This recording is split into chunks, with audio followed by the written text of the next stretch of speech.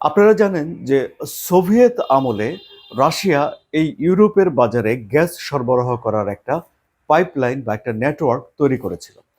সেই পাইপলাইনটি রাশিয়া থেকে ইউক্রেনে গেছে, ইউক্রেন থেকে স্লোভাকিয়াতে গেছে এবং স্লোভাকিয়া হয়ে ইউরোপের অন্যান্য দেশে গেছে।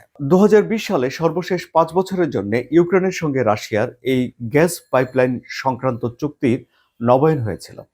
কিন্তু এবার যখন 5 বছর শেষ হওয়ার পর নবায়নের প্রশ্ন আসলো, তখন ভলোদমির জেলেনস্কি বেঁকে বসলেন।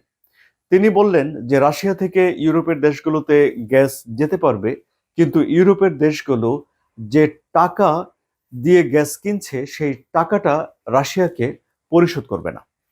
কেন পরিশোধ করবে না? কারণ জেলেনস্কির যুক্তি হলো যে এই গ্যাস বিক্রির টাকা দিয়ে ইউক্রেনের বিরুদ্ধে রাশিয়া যুদ্ধাস্ত্র কিনবে বা যুদ্ধাস্ত্র তৈরি করবে, অর্থাৎ যুদ্ধে তারা আরেকটু ভালো সুবিধাজনক অবস্থানে যাবে। এ ধরনের কথাবার্তা শুনে 1 সপ্তাহ ভাবলেন ভ্লাদিমির পুতিন এবং 1 সপ্তাহ পরে তিনি বললেন যে এই চুক্তি আর নবায়ন করার দরকার নেই।